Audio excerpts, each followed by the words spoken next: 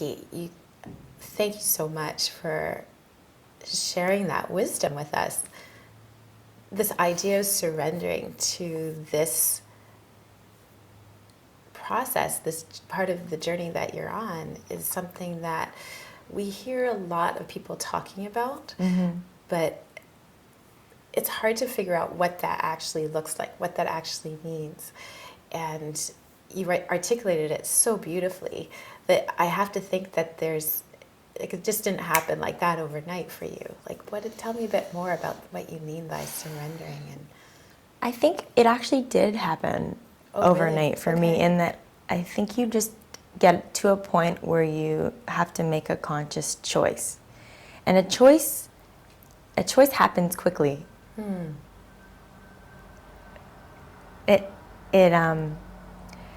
A choice is something that takes a while to get to, like that choice, but when you decide to make it, you make it. And I kind of realized that whatever I choose to hold in terms of thoughts in my brain, those thoughts, negative thoughts of fear and anger, are really toxic and really negative. And they drain my energy.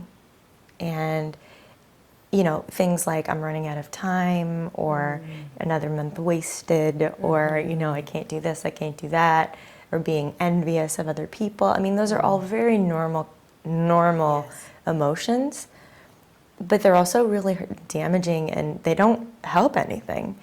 So, I have to recognize that I can choose to devote my energy to having faith and approaching it in a graceful way, knowing that I can choose to believe, and I can use my energy for that choice, or I can choose fearful, angry, dark thoughts.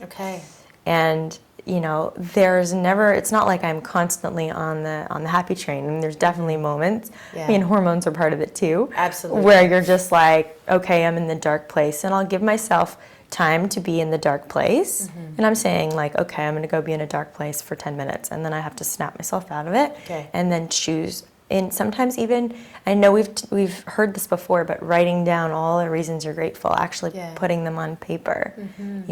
I'm very blessed in so many ways. So many people have stories that would completely make your heart burst, and really, you realize that you really are fortunate.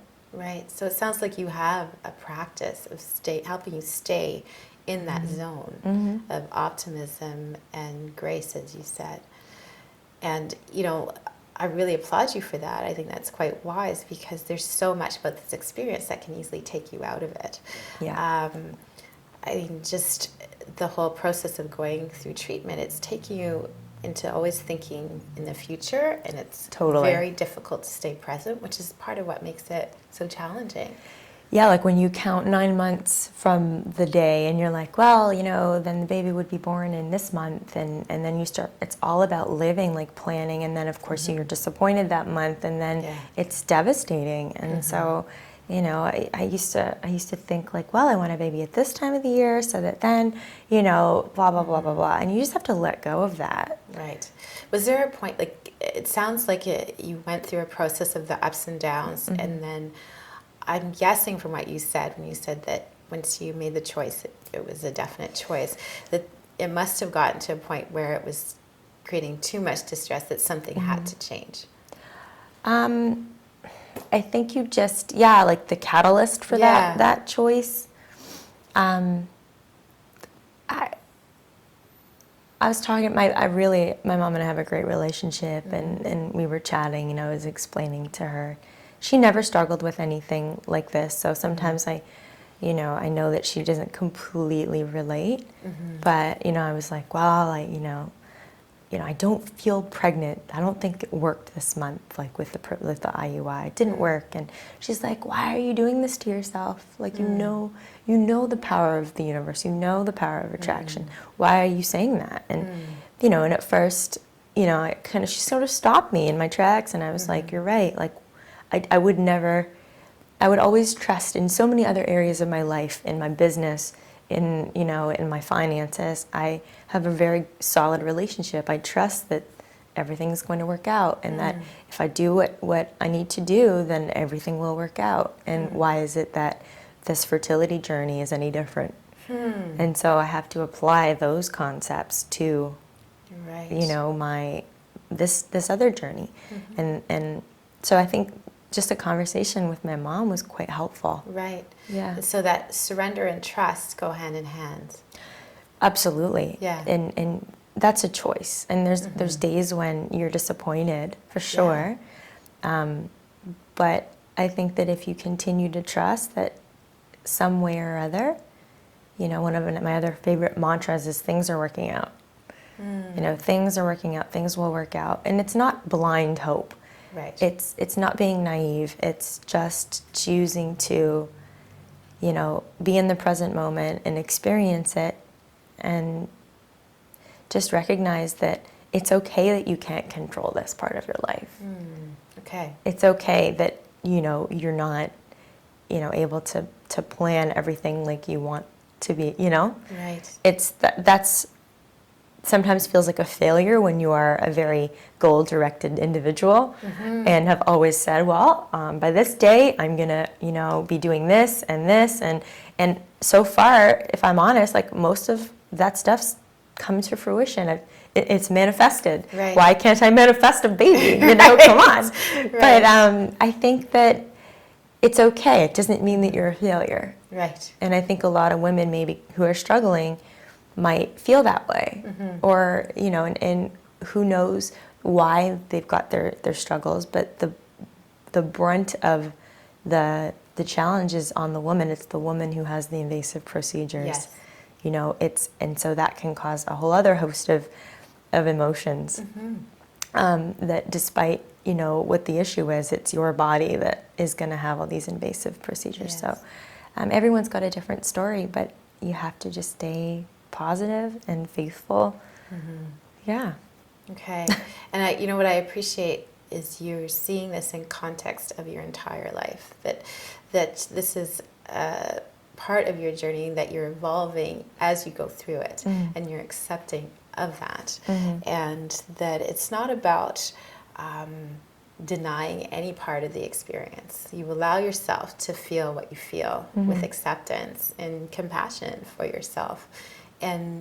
But you're also challenging yourself to see all aspects of your experience, not just one side. Yeah, I just, all aspects of my experience. I guess you're right. I don't know. Is that a question? It's not a question. It's just highlighting what you just shared. Yeah, But, you know, one of the challenges I often hear from a lot of my clients going through similar things is that they don't want to be too hopeful, that they somehow that they need to prepare themselves for disappointment. And one of the things I wonder about is how do you prepare for disappointment, really, in the sense that no work that you do now in terms of telling yourself it's not going to happen is going to make it hurt any less. Yeah. If you're disappointed. I think you don't. That's what I mean about choosing to be faithful. And it's so I mean, I've done it myself, where you're like, you know, right after, say, an IUI, where you're like really hopeful that, you know, 2 weeks later you're going to go in and have a positive pregnancy test. You know, 5 days into it, you're like, I don't think it worked. And why would you say that to yourself? Why would you say, I don't think it worked?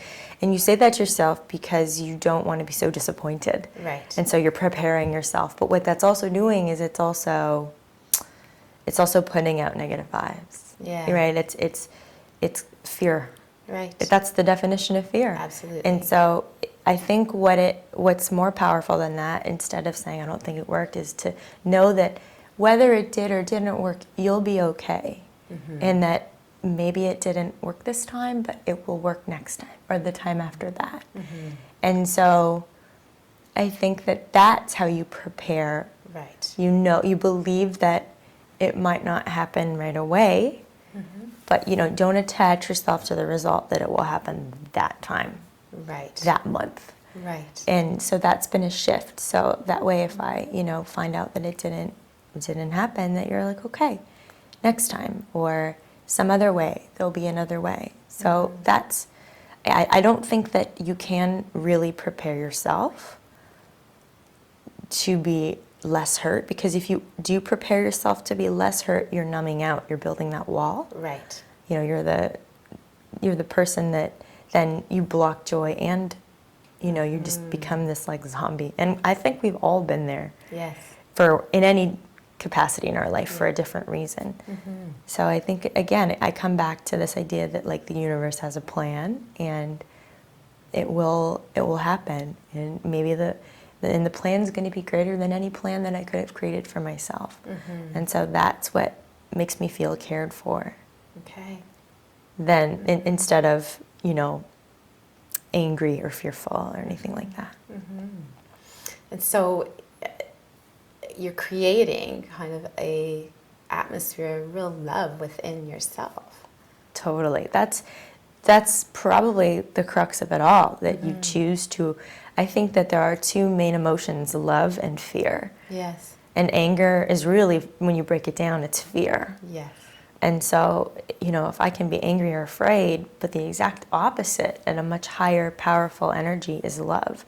And if I choose to, you know, choose love, choose to love myself, choose to put loving thoughts out there. Yeah. You know, like visualize your, you know, it sounds so woo-woo, but like visualize your eggs, talk to them, like visualize, you know, all the pieces that need to work together, and picture that working. And not to say that's going to solve all your problems, but that's a way to spend your energy. Absolutely. And one of the things, just to expand on that I talk about with people during, you know, after they've had a procedure and they don't know if it's worked, and the mind has a way of finding a job to do. Totally. So one of the jobs can be worrying, right? Yep. And it's that it gives the illusion that you have some control if we worry about it. So instead, kind of similar to what you've intuitively figured out for yourself, is your only job is to love that being within you and to let it know only love instead of fear. And so once you find your mind going that way, just notice it and come back to love, however you have to get there. And that's a very difficult thing to be told by someone, you know, as a patient in your office, like choose love, and it's kind of seems a bit abstract, and you're just like, well, how am I supposed to choose love when I'm going through this, and this?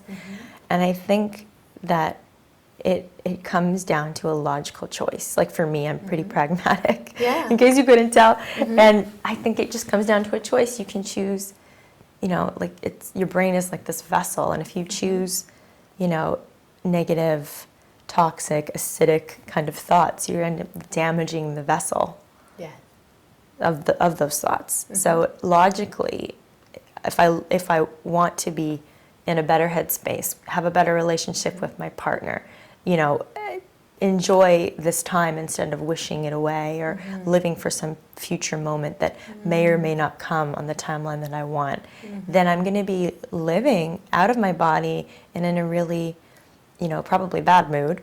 You know, so logically, I don't want to live like that. Right. So I have to choose something that's going to allow me to still carry on and enjoy my life and not wish it away. Okay. And so I think that it's really, I appeal to my logical side. I have two choices, you know, be in a bad mood or be in a good mood. What do I want to choose? Right. Breaking it down really simply. Yeah. Really simply. And, you know, what we know from a scientific basis is that your environment, meaning like the environment you create on the inside as well as the outside, does have an impact on that child that you're creating. And there is that possibility you could be creating your child. It's true, yeah. Right? Epigenetics, they talk about it, you know, speak to yourself with loving thoughts. Absolutely. Yeah. Wow. I knew there was a reason I need to have you here, because what you've done has really shed some light on some of the more challenging situations any woman can go through.